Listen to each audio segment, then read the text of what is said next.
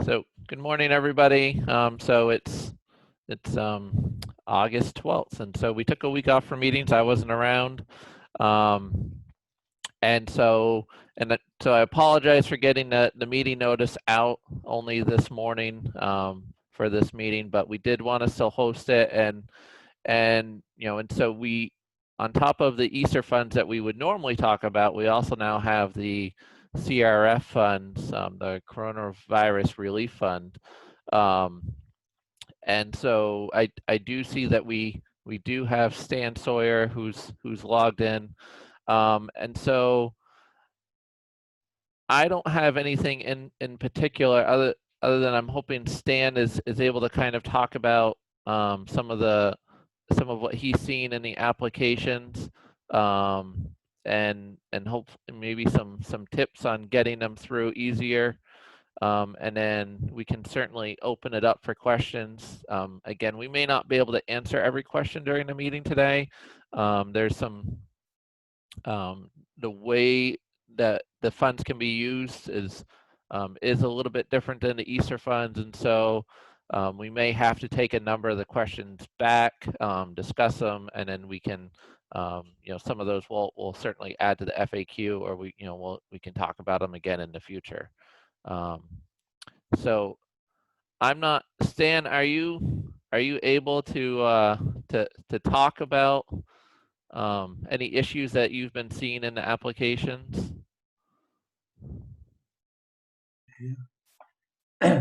Yes, I am, sure. Okay. So far, I've approved 40 applications, okay? And it almost seems that when I get one that's done correctly, I say, yay, because I've had to delete probably at this stage 60, 65 applications. Originally, there was a glitch in the program, I believe it was the program, where if someone started to fill out the application 10 days ago, but they didn't finish it, and then they kept getting back to it, after so many days, it was automatically mailed to me, emailed to me. Unbeknownst to the applicant. So, of course, I just deleted those. It did not notify the superintendent or head of school because assistant or associate commissioner Dan and I talked, and he did not believe that the applicant even knew that it was sent. So that timeline has now been changed so that people have a longer period of time to complete their application. That was a major glitch. Also in the invoices, there was the invoice template, there was a mistake in the formula, and the recent applicants I've received, those have been corrected. What I'm seeing now is that I still receive some applications where the bookkeeper or the assistant superintendent or a principal signs and attests to the requirements.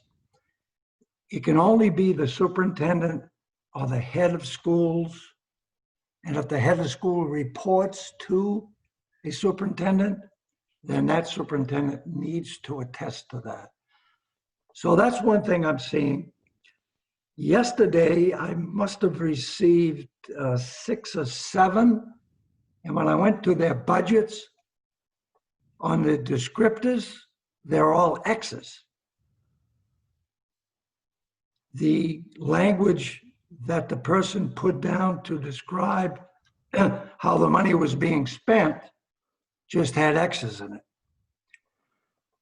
So I contacted those individuals. Some of them got back to me and said, I don't know how to make that work. What do you suggest I do? And I think that is above my pay grade. So I don't know if you have any suggestions on that. Well, Tyler? so Holly actually, because there was one of the Joy asked that question originally, right off the bat, and so Holly's suggesting that The box was accidentally formatted to accounting, and so if you right click on it and tell it to format as text instead, it'll come through as text. Well, I've tried that, Oh, okay. and it did not work. I don't know. I tried right clicking, I tried double right clicking, I tried left clicking, tried double left clicking. So, but I did notice I received one yesterday from, I believe it was Auburn. They were all X's. I said, you have to resubmit. And they did this morning and it was cleared up. So they were able to do something different. So Jackie from Auburn, I don't know if you were involved in filling out the template, and if you were involved in fixing that. Hi, Tyler. Yes, I was. All I did was just put a shorter description in. I think it's just the number of characters. Okay. Because we tried to be really detailed, and I just made it a more brief description. Okay. Some other, it hasn't happened very often, but I have had an application where all of the boxes were not checked for the attestation. And when I have something like that, I email the applicant back. I don't just delete it. The only ones I delete without notifying are those that were sent erroneously from the school. And I can tell that because of some of the language in the question 14, 15, and 16. And the signature comes out really strange. It's like an A with an exclamation point with a division sign.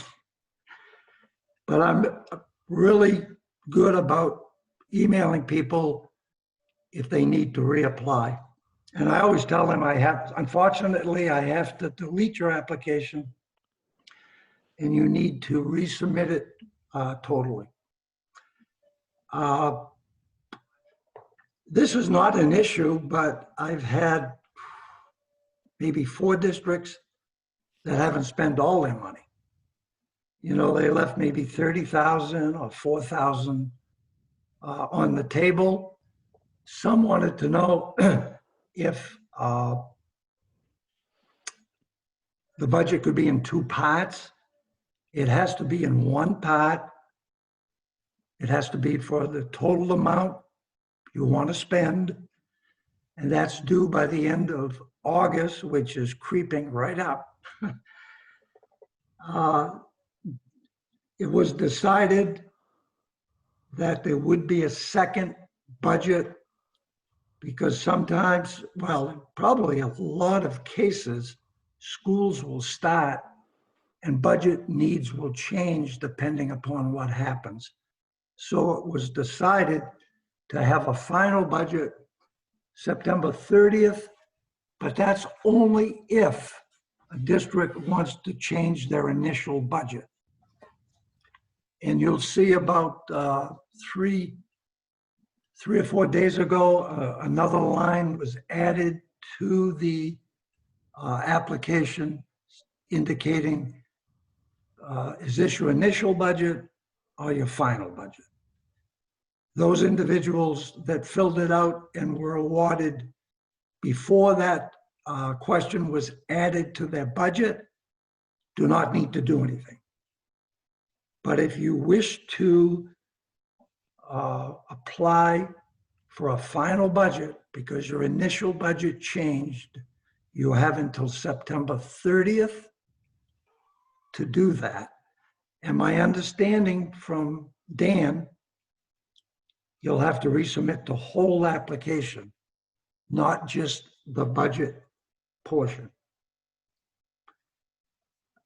And there have been, I don't know, at least 20 individuals that have not known how to access the link to get to the application. And originally I asked Chelsea to send that to people, but now I have the link and I will forward that link if someone does not have access to it.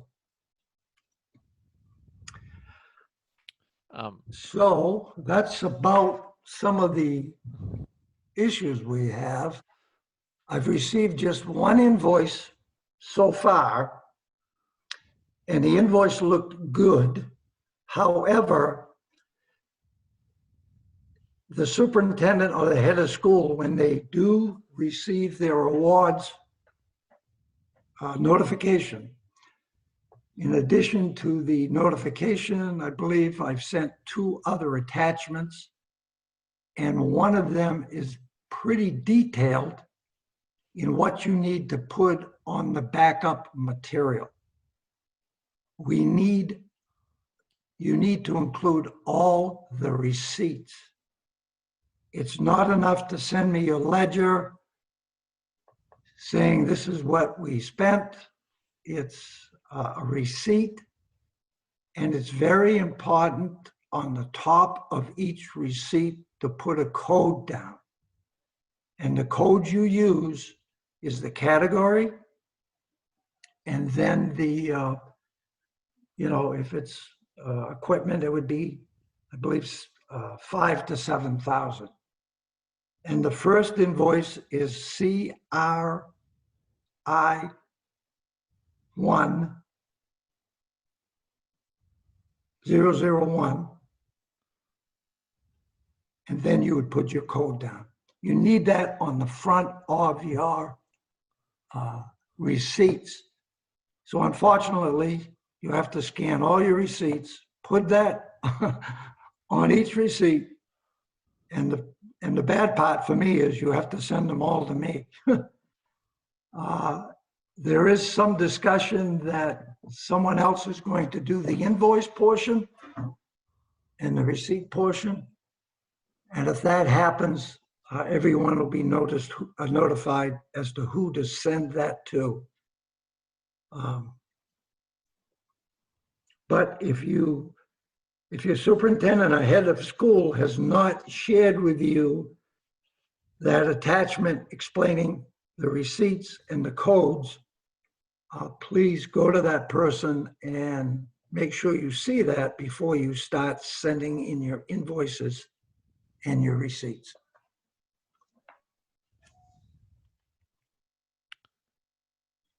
Thanks, Dan. And I do have a couple of questions for you, Tyler. One is on the GAN, General Award Notification. At least one person has emailed me looking for the GASA number, GASA. The directions on the application for the budget says look on your awards notification, your GAN, to find your GASA number. And there is no GASA number on the awards. Okay. So I don't know if that's something that needs to be added to the merge, or I should just notify people, ignore it. I mean, we can look into it. I'm not 100% sure where that ended up.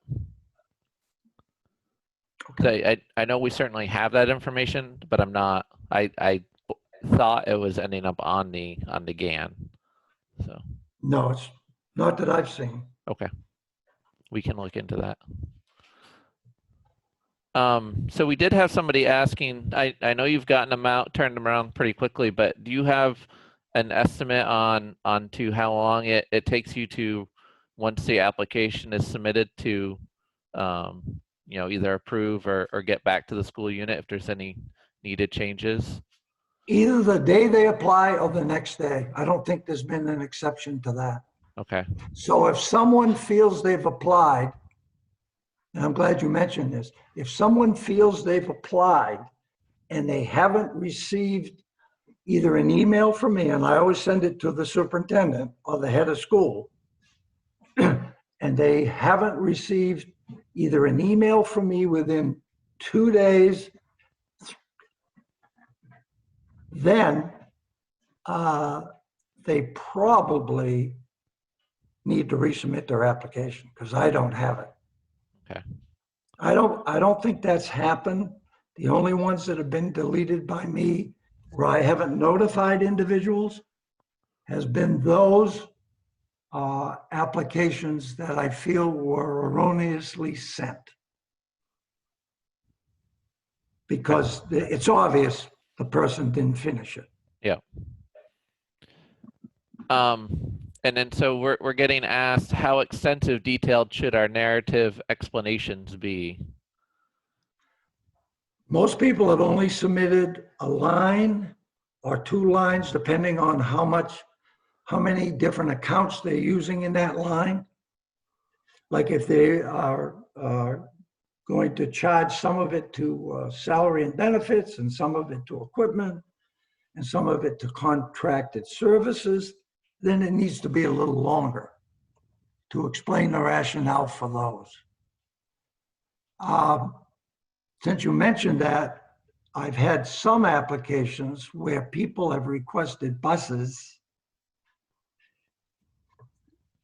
and they put it under other expenses and some have put it under equipment. So, and some have put it under contracted services because it's a bus company that provides the transportation for them.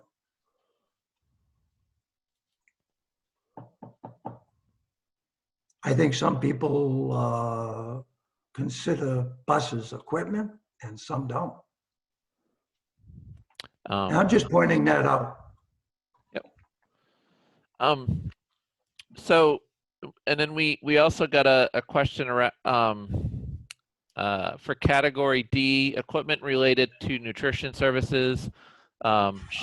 Is that all that should be included in equipment, and where would other costs related to school nutrition, where should they put that in their budget? Well, if you, let's say you are requesting something to wrap food, and I forget the name of it, but it's about a $4,000 item, that would definitely go under equipment. But you may also, under nutrition, have to hire an additional cafeteria worker.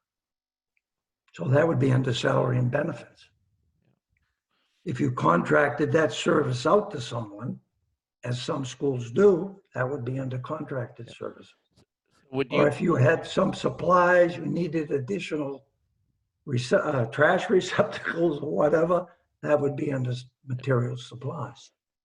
So if you need additional staff for school nutrition, are you suggesting to put that still under category D or under category E for the additional staff hours?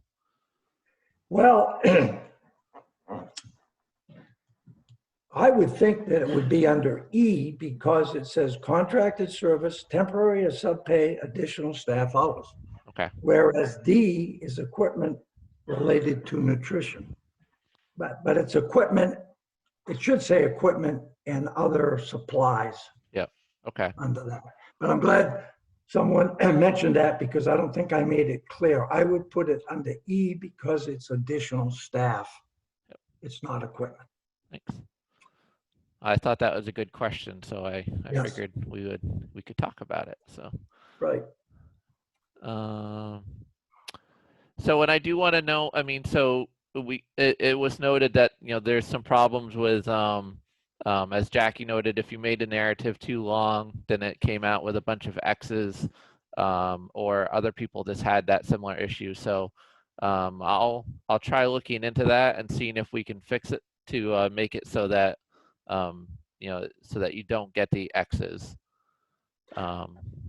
Yeah, looking back at some of those X's, when I received the narrative from the district without the X's, maybe they cut the narrative down, but some of them were short, and I've received some that have been 3 or 4 lines and they came through. So I'm just pointing that out.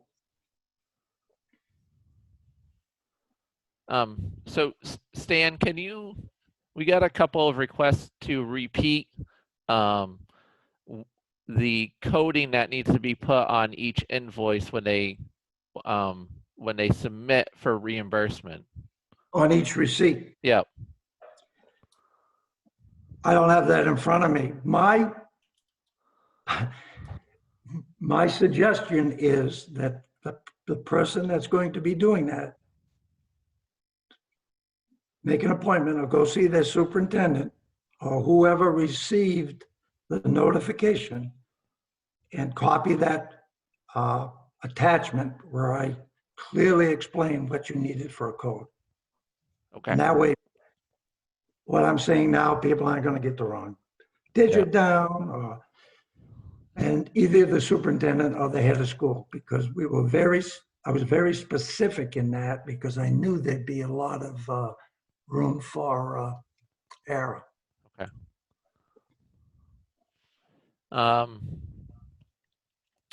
I see someone said their superintendent had not received the notification. Which district is that? So I know Ellsworth had. They haven't applied. Well, so they said they didn't receive the initial notification. So I have sent the link to the application to resent the link to the superintendent so that they can get to the application. Yeah, a number of people didn't know where the application existed. I bet there was 20. So I'm not surprised that Mr. Higgins didn't get it. Yeah. So and then we have a number of other questions, but so early on we got a question about an allowable use of the funds. And so they're asking, can they purchase bottled water for the students with the CRF fund? Are they talking about the water bottle filling station? Well, so one said, and I'll ask Tara to jump on in just a moment she can specify. But then we got a separate one saying, or individual water bottles for students to fill. So can they buy, an individual water bottle for each of their students? I haven't been asked that before. Okay. I have been asked about the water filling stations, which is allowable. Okay, so water filling stations are allowable. So Tara, does that answer your question?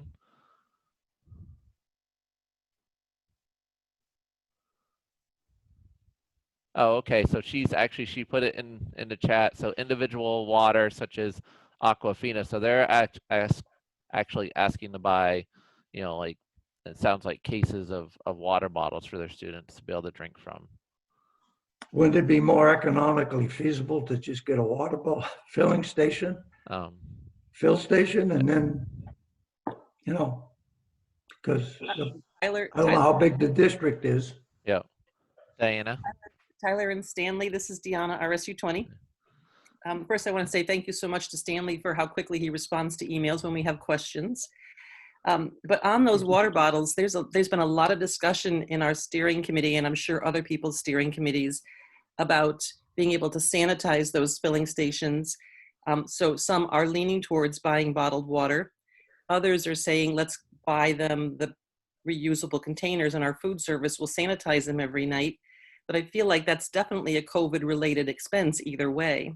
And you don't see it that way, Stanley, or you would accept an application if it had that? I believe I would, but I'm interested in the sanitation of the filling stations. That might be that might be a good question for someone to run by the health department here at the DOE to get a ruling on that. I don't know. So I will know. I mean, so we submitted our request. So the CRF funds are not the ESSERF funds, and so they do work a little bit differently. And so these funds, we actually submitted information with our controller's office, and so we submitted based on a certain request, and so anything that we can approve is based on what we requested through these funds. Correct. So basically, as we're looking through what you're requesting, we have to basically look at, okay, does this match up with what we requested to be able to use these funds for.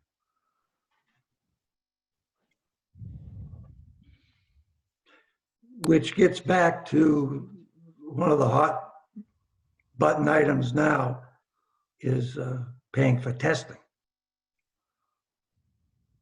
COVID-19 testing in schools. I've had that question asked.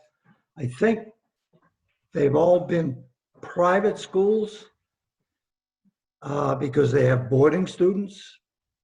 And I guess I may have told, I think it was 2 people, that it was allowable because I thought that, it's caused by COVID-19 or they wouldn't be testing. But I think the controller's office is reviewing that decision, and they have not made the decision yet. This, again, just to repeat myself, is on the testing.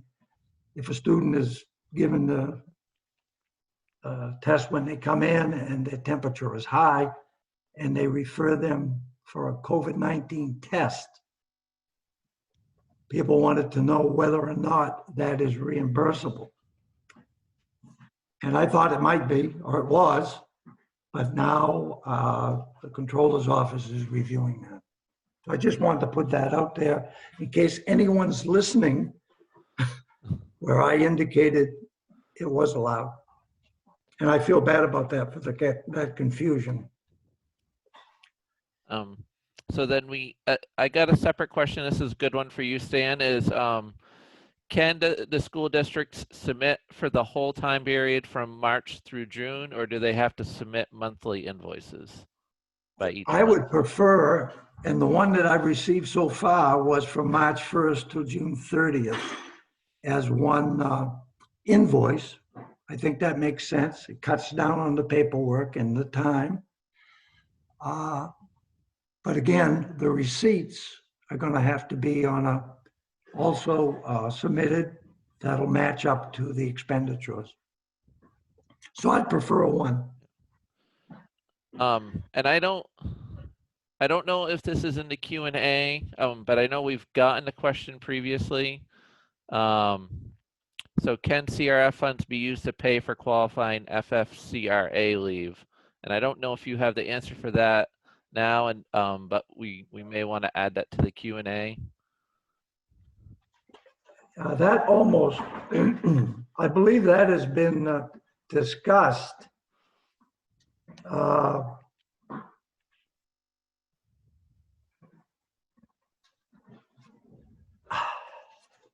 And maybe it needs to be run by the controller's office. Yeah. But the initial feeling was if it was COVID-19 related, it can be. Yeah. But I'd feel more comfortable if the controller's office weighed in on that. Yeah. So why 'Cause don't I think we're going to have a lot of employees requesting that right. provision.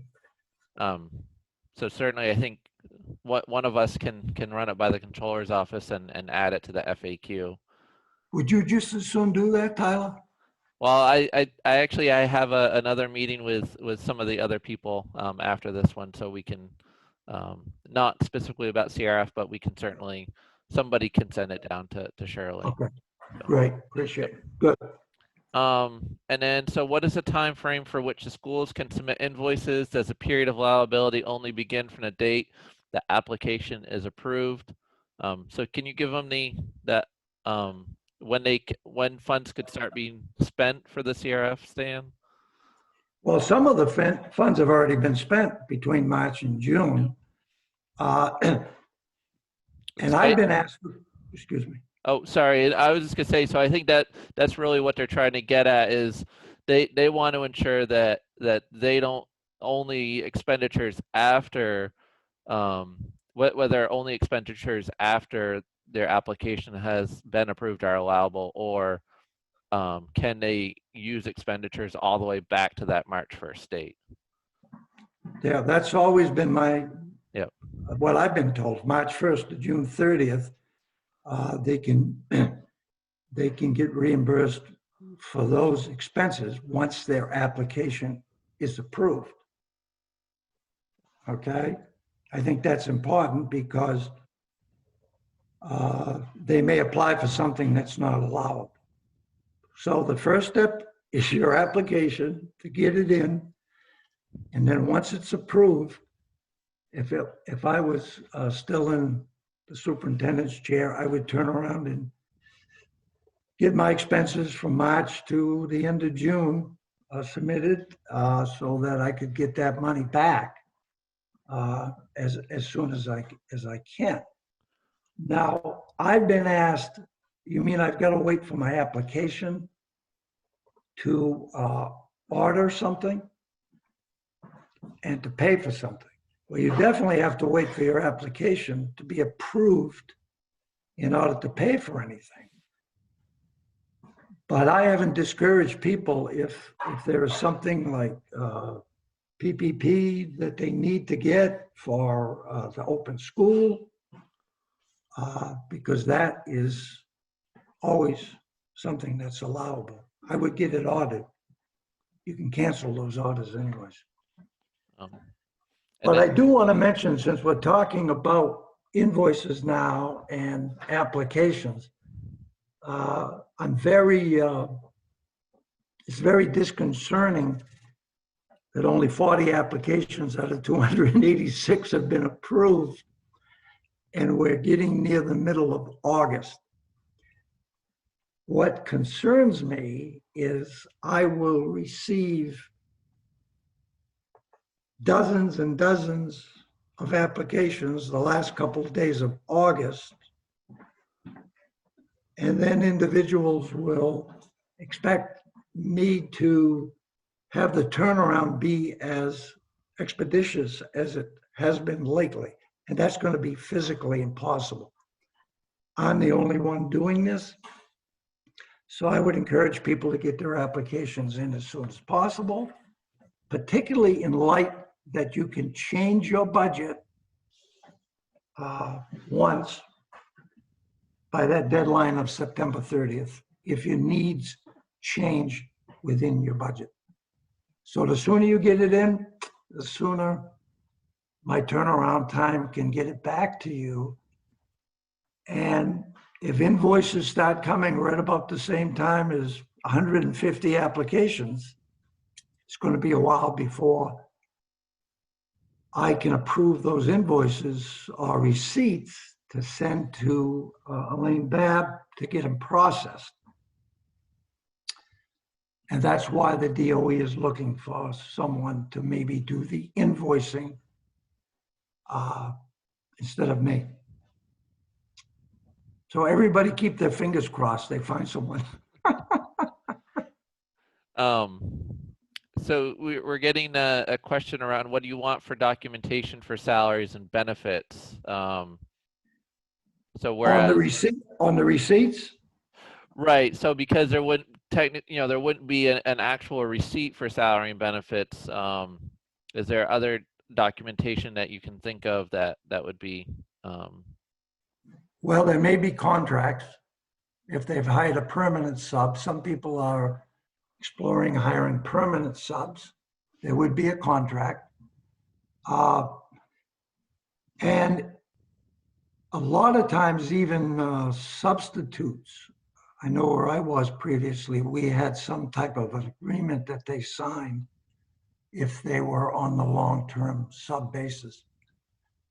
So whatever information you can give me that'll substantiate that you're hiring this person and it's COVID-19 related, right, and the codes are on the paper would be helpful. Yeah. So I'm going to throw this out to Barbara for a second to see her or any of the other federal. I see Donna on as well, as to what type of backup documentation you've gotten in the past for payroll. That's a great question. We do time and effort. Okay, so you just get the either the semi-annual or the PAR. Correct. It's an attested statement that you've paid salaries and benefits to a certain employee at a certain percentage of their time. Okay. Well, and so I think, I mean, so part of what in approving the invoice, Stan, is is also trying to see the actual dollar amount, which, you know, memory serves me that that's not going to be included on the time and effort No, documentation. I mean, at the end of the year, when you look at the total financial statements and then you take into account the time and effort, it will break it out for you. Yeah. But they should be applying salaries and benefits to the fund code for CRF if they're Right. paying salaries and benefits. Well, and so maybe what I'll do is ask one of our more experienced business managers if they can think of an easy report that they would be able to provide, you know, to help out some of you know, our newer business managers. And if you do that, Tyler, and that's a great suggestion, that certainly would help me. Yeah. I'm sure you'll get that out to business managers and everyone, so they'll know what to do, right? Yeah. Great. So I'll, you know, if anybody wants to speak up now, or I have some specific business managers I might ask on how they would provide that documentation. You know, I think, I mean, so we even have the question of how do we show additional hours versus regular hours, and that's coming from one of our more experienced business managers. Tyler? Yeah. So if you're using an online time clock system, Yeah. I would assume, or whether you're using timesheets, you know, paper. The way we're doing it is we're setting up, of course, we have the account codes for salary and benefits under the appropriate fund, whether it be CARES or CRF. And then we would have separate earning codes or clock-in codes, so we can get a detailed report and you'd see the differentiation between hours spent doing their normal, let's say, ed tech duties versus prep work for opening up school that's above and beyond what normally would be taking place. And then for time and effort, which is normally done if, well, it can be it depends on the situation, and Barbara's much better at articulating this than I. This would probably be a monthly report or a monthly attestation of how hours were spent. I don't know if that makes sense, but the other thing I would include is a trial balance for the fund, showing all the detailed transactions so that it's very easy to tie out the individual invoices that are being provided to the itemization on the trial balance. And if need be, you can even annotate the trial balance to tie it directly to those invoices, you know, using like the codes that Stan said we need to use. Does that make any sense? That's excellent, Karen. We do require detailed trial balances for Fund Code 2470, and that's the IDA Fund Code. So if Stan were to get a detailed trial balance for the CRF Fund Code, he would see all of the payroll in detail. Yes, including any purchases. Sometimes, though, if you need to tie out to a purchase order, budget reports are more useful, depending on what, you know, I'm used to using ADS reporting. And so in the trial balance, you won't see a reference necessarily to purchase orders. So it can be also helpful to have a budget report that might tie that out if that level of detail is needed by Stan. I don't know if Stan really needs to see if there were purchase orders in place. Probably not. He probably doesn't need to know what the internal process for approval. Yeah, whatever the controller's office, whatever the accounting office or the auditor is going to need for backup is all I need. Because I'm assuming each district's going to be keeping all of this, so that if you are audited in a school system, you'll have all that backup information. But whatever I get, if I approve it or when I approve it, I forward it on to Elaine Babb, and apparently she's going to be keeping that for state audit purposes. Yeah, I'm going to guess that given the amount of CRF funds Ellsworth is receiving, that the auditor is going to choose that as one of the grants to be audited for FY21. How much money are you getting? 1.25 million. Yeah, that's pretty good. But you don't hold the record. No, I'm sure we don't. But no, that's a sizable amount of money. Right.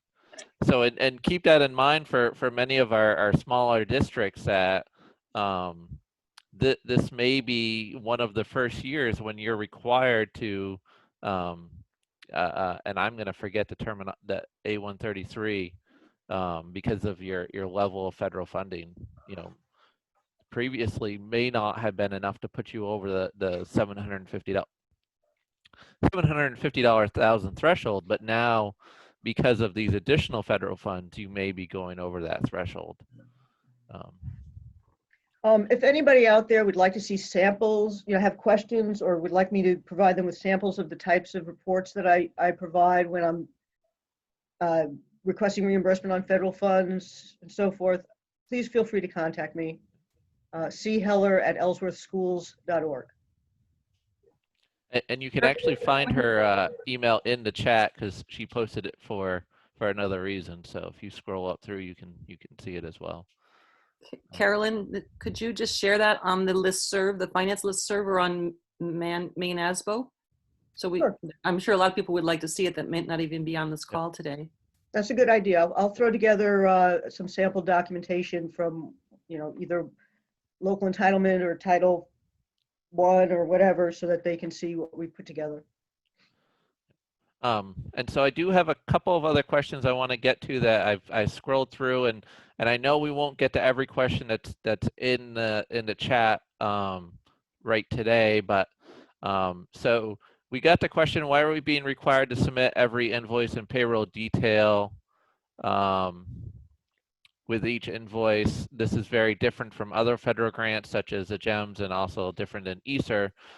So part of this, I lost you. yeah, and so part of this is because these aren't actually, unlike the ESSER or other IDA or Title I or other federal grants, these aren't actually coming from Department of Education.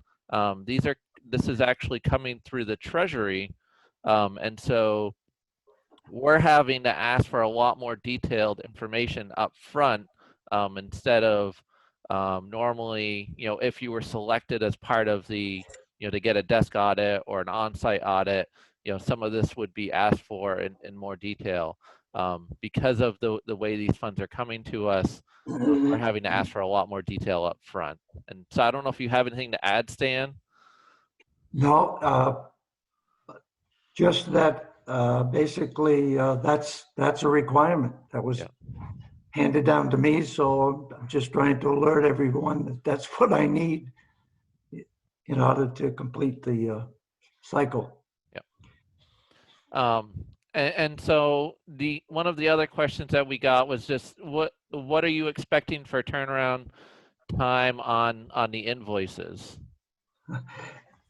Well, as I previously stated before, and thanks for the question, because if I get all the 286 applications, only 40 have been approved. It's almost the middle of August. If I get most of those applications the end of August, I'm going to be devoting a lot of time to approving those. And therefore, it's my hope that the DOE is going to hire someone to handle the invoices, because I know how important it is to get the money back to the districts. But if I have a plethora of applications, it's going to be almost impossible to complete those in as timely a manner as I would normally want to do, because they'll just be too much for one person to handle.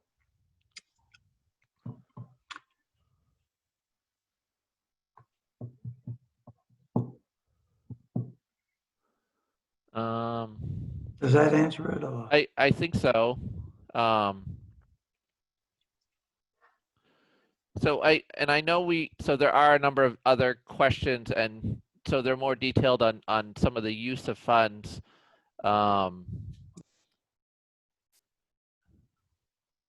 But so I think what I'm going to do though, instead of us trying to answer every question that's in here, I'll make a copy of the chat and then try to separate out those types of questions so that we as a department can kind of talk about each of those individual questions, and maybe, you know, and then we can add what we need to the FAQ if they haven't already been added in the FAQ. And then everybody who's been invited to this meeting, maybe we, you know, we can resend out the link to the FAQ so that people know when it gets updated. So I think There's some confusion on the FAQ because there's a number of them floating around. okay. So how do people access that? So it should be on the website, and I don't know, Chelsea, is there any way you can post that into the chat, the correct FAQ for the CRF funds? Absolutely, Tyler. I'll put that Right. in there right now. Okay, thank you. And then, so I think, I mean, just because I got some through private messages, and I'm trying, but I have been kind of scrolling up and down through, so I don't actually know exactly every question that I missed at this point. And I was trying to hit some of those items that were probably were going to be more universal to everybody, versus some of the more detailed questions. So I think, you know, we can certainly, you know, we'll look at those internally and then get the answers back out to you. And I can send everybody who is invited to this meeting, I can then send that back out to everybody. Tyler, if I may just make two other comments, Yeah. if that's okay. The first one is, and I've answered this a number of times, but I think it might be good to get it out again. If people are ordering buses or vans or doing any modifications, that has to be completed by December 30th of 2020. It can't be half completed. It has to be completed. You have to have paid your contractors or paid for the bus. The bus and van has to be on site.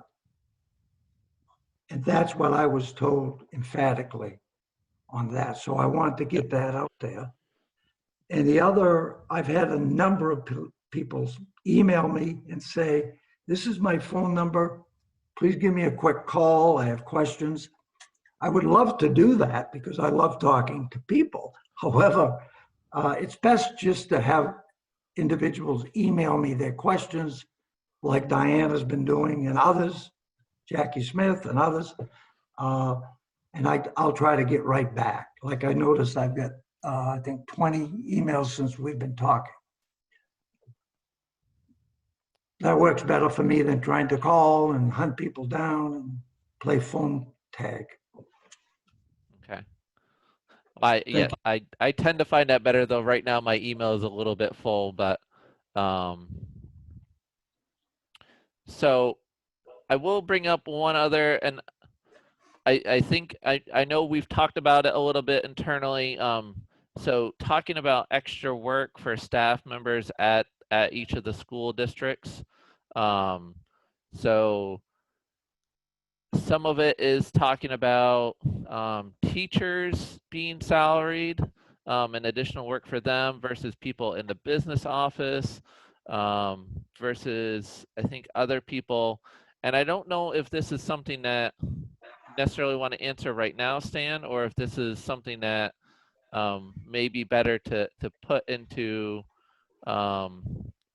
as part of the FAQ, the different types of additional hours and which may be allowable and which aren't going to be allowable.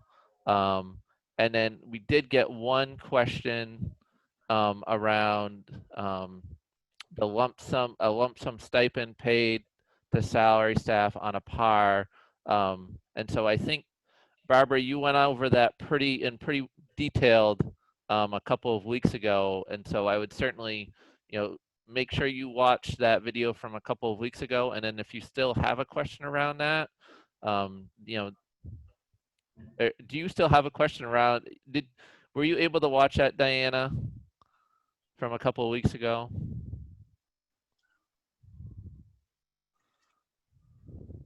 Oh, okay, so I will, because I have it open right now. I will actually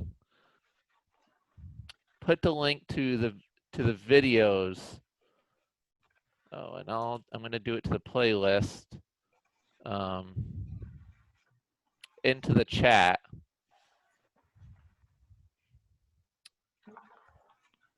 Talking about that question that you just mentioned about extra pay, I don't know if Chelsea wants to weigh in on that because she and I have exchanged emails. Dan has weighed in, and I don't know if there's been a definitive answer on that or not, Chelsea. Hi, Stan. So, it's really that there isn't a definitive answer. It depends on the role and the contract. So when we were going back and forth, what we were doing was talking about from each of our perspectives in different federal programs, what is allowable. And with CRF being a funding stream that's come to us because the commissioner has applied for this funding, we then have that added layer of, was it also included in what the commissioner submitted? So we will continue to take your questions, based on your scenario. But what we need to know when you ask the question is, what is the person's role? Is this within their current contract and expectations of the role? And what exactly are they doing? And what percentage of time would that be? And while I have you for a moment, I just want to make a plug. Time and effort is another thing that we continue to see. I know we're all doing our best to make this possible and to hire the staff we need to support our students, but I'm finding that folks are taking maybe 1 to 3 funding sources to pay for one individual, and that of course will impact the time and effort. And I want to just put a plug in for Barb's training that is recorded to make sure that if you did not attend that office hours about a week ago, that you do listen to her training, because it'll help you figure out how to do all of that time and effort accurately if you have several funding sources paying for one person's full salary.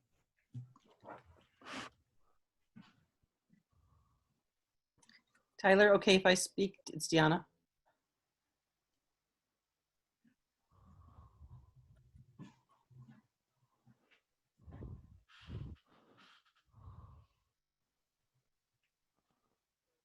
Tyler, are you, I'm unmuting, but then I'm getting muted. Do you want me not to speak? Sorry. You want me not to say anything? Sorry, I was getting some background noise from some other areas, and I thought it was you, but it wasn't. So I'm sorry. Go ahead, Deanna. Very specifically to answer Chelsea's question, is we have salaried staff who are contracted for 220 days who have had no time off this summer because they're working on the plans. So that's above and beyond their 220 days, and we're trying to find a way to compensate them in some way. And so we were looking at possibly a per diem up to 10 days kind of stipend. It's above and beyond their 220. Does that seem like it would be allowable? So what you've shared so far, if I was still in the ESEA director role, I'd have a quick answer for you. But because this is coming from US Treasury and we have to connect with the controller's office, I've written down your question and I will make sure that we get that to them and an answer on our FAQ sheet when it gets updated later this week, okay? Thank you, but from an ESEA role, the answer would be? Well, that doesn't pertain here, and it might sway people. Someone might think all right, heard me say something and it applied to CRF, and it won't until I hear from our controller's office. Okay, thank you. Thanks. And so I do want to note that I provided the direct links to both the ESSER meeting videos and the business manager videos. There are still maybe 2 or 3 meetings in total that aren't uploaded to those sites, but versus, I mean, but there are probably between the two, the business manager meetings, which generally happened on a Thursday or early on a Monday, and then the ESSER / now CRF meetings, which are occurring on the Wednesdays. That's how they're differentiated out. And so you can find at least most of the meetings, and I do know specifically the one around time and effort, and so how to do that and when to do what type that Barbara provided a couple of weeks ago is up there. So you can access those directly there. So we are at the end of our time, and I know a number of the people from the department have another meeting directly after this. So I am gonna end it, and thank everybody for coming.